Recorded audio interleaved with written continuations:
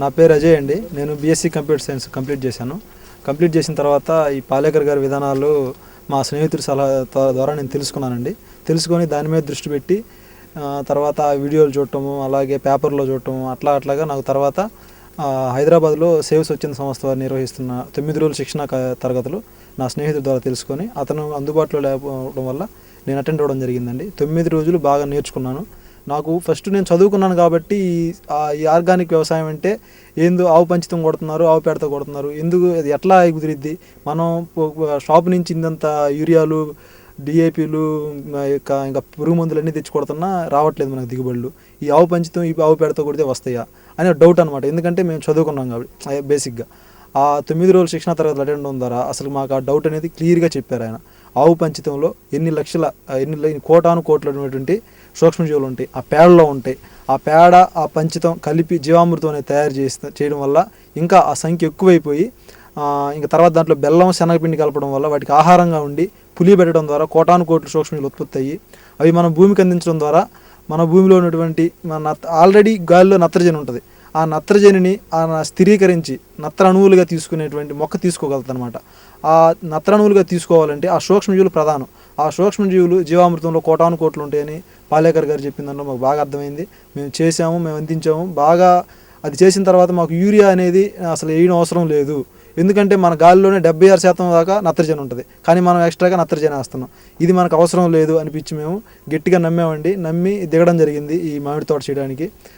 మామిడి తోట చేయడం వల్ల మాకు ఫస్ట్లో కొంచెం ప్రతికూలాంశాలు ఎదురైనవి, కానీ మేము తట్టుకున్నాము. బయట వాళ్ళు ఏంటంటే మీరు చదువుకున్న వాళ్ళు మీరేం చేయగలుగుతారు అని విమర్శించేవాళ్ళు. ఆవు పంచుతుంది, ఆవు పేడతోటి మీరు కొట్టి అదేం చేయగలుగుతారు అని వాళ్ళు విమర్శించారు. కానీ మేము గట్టిగా పూనుకొని చేసాము. పూతలు వచ్చినాయి. పూతలు ఏంటంటే మిగతా రసాయనిక మందులు కొట్టినటువంటి తోటల్లో పూత వస్తుంది, అట్టే నిలబడిపోతుంది, కానీ మా దాంట్లో మాడిపోతుంది, పిండి అవుతుంది. అర్థం కాల మాకు. కానీ మాకు అర్థమైంది ఏంటంటే ప్రకృతి పరంగా ఏదైనా అంతా నిలవదు, వస్తుంది, దాని టయానికి అది పిండి అవ్వాలి.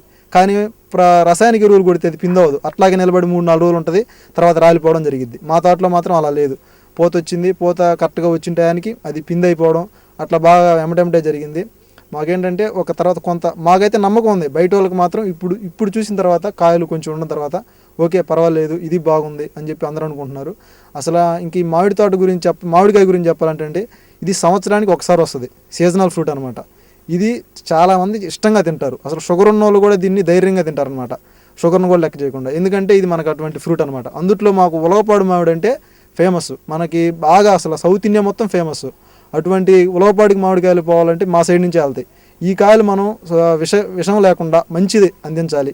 అసలు ఇప్పుడు ఎటువంటి మందులు కొడుతున్నారంటే యూరియా, కరాటే, కొరోజన్, ఈ మందులు కూడా కొడుతున్నారు. ఆ మందులు సామాన్యంగా అసలు అవసరం లేదు, కానీ ఈ మందులు దీనికి కొడుతున్నారంటే ఇది చాలా బాధాకరమైన విషయం. ఎందుకంటే ఇది మనం కడుపులోకి వెళ్ళడం వల్ల క్యాన్సరు, షుగర్ ఎక్కువ వస్తుందండి ఇది తినడం వల్ల.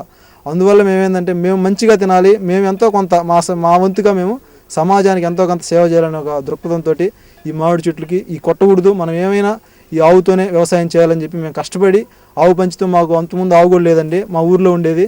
అక్కడి నుంచి మేము పంచుతాము, ఆ పేడ తీసుకొచ్చి రెగ్యులర్గా తీసుకొచ్చి డ్రమ్ములు కొనుక్కొని ఆ డ్రమ్ముల్లో అవన్నీ పెట్టి చేసుకోవడం. అందరూ ఈ స్ప్రే చేయడానికి కూడా వెనకాడేవాళ్ళు, ఏంది మేము స్ప్రే చేసేది అన్నట్టుగా. కానీ మేము బెత్తంలాడుకొని వచ్చి వాళ్ళు స్ప్రే చేశారు, తర్వాత మేము స్ప్రే చేసాము. మాకైతే ఇప్పుడు బాగానే వచ్చింది. మాకు మెయిన్గా ఈ మామిడి తోటలో వచ్చేది పేనుబంక వస్తుందండి. ఈ పేనుబంక, నల్లి, పూత నాలిపోవడం, ఇవన్నీ సమస్యలు వస్తాయి. మాకు పేనుబంకను మేము కంట్రోల్ చేయగలిగాము, దాదాపు ఒక 80% కంట్రోల్ చేయగలిగాము.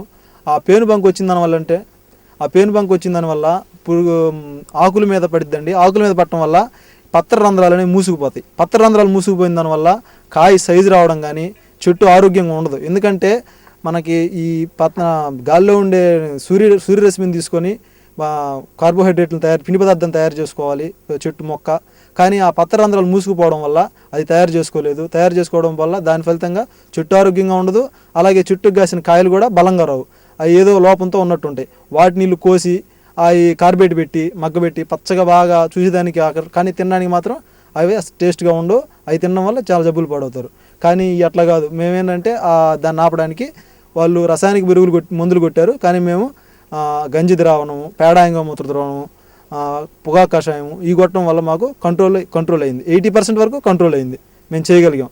ఇప్పుడు ఏంటంటే కాయలకు కూడా ముంగు పడలేదు. కాయలకు ముంగు పెడితే మార్కెట్లో అమ్మడం చాలా కష్టం, కానీ కాయలకు మేము 80% ముంగు రాకుండా చేయగలిగాం. కాబట్టి మా కాయలు రేపు మేము ధైర్యంగా అమ్ముకోగలుగుతాం నమ్మకం మాకుంది. మేము ఫస్ట్ విజయరామ్ గారి ఫామ్కి వెళ్ళాం. 2011లో విజయరామ్ గారి ఫామ్కి వెళ్ళాం. నేను మా మిత్రుడు సుధీర్ గారు ఇద్దరం వెళ్ళినప్పుడు అక్కడికి వెళ్ళి అక్కడ చూసాం. మేము చూసిన తర్వాత అక్కడ ఆవులు, అక్కడ పంటలు చూసిన తర్వాత మాకు కూడా అబ్బా ఇలాగే చేయాలా, ఇలా చేయాలా అంటే మేము ఒక ప్రణాళిక లేదు, కానీ ఇలా చేయాలనేది మాత్రం మైండ్లో అప్పటి నుంచే ఉంది.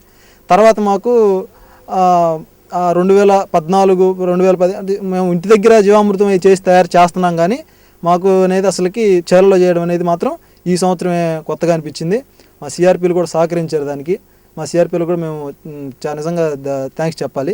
దిగుబడి మాకు అంటే కెమికల్స్ దాంతో పోల్చుకుంటే ఎక్కువ, అంటే ఈ సంవత్సరం అన్ని తోటలో అంత బాగలేవు, కానీ దీంట్లో కూడా మాకు బాగానే వచ్చింది. రేపు మేము నికర ఆదాయం చూసుకుంటే మాకు ఖచ్చితంగా మేము లాభంలో నింటామని మేము గట్టిగా చెప్పగలుగుతున్నామండి.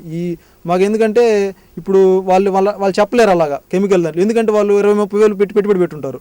వాళ్ళకి రేపు గాలి కొట్టి కాయలు అనేది రాలిపోతే నష్టపోతారు. కానీ మాకు వాళ్ళ గాయలు నష్టపోయినా కానీ నష్టపోము మేము, ఎందుకంటే మేము పెట్టుబడి తక్కువ పెట్టాం, మేము సేల్ చేసుకోగలుగుతాం.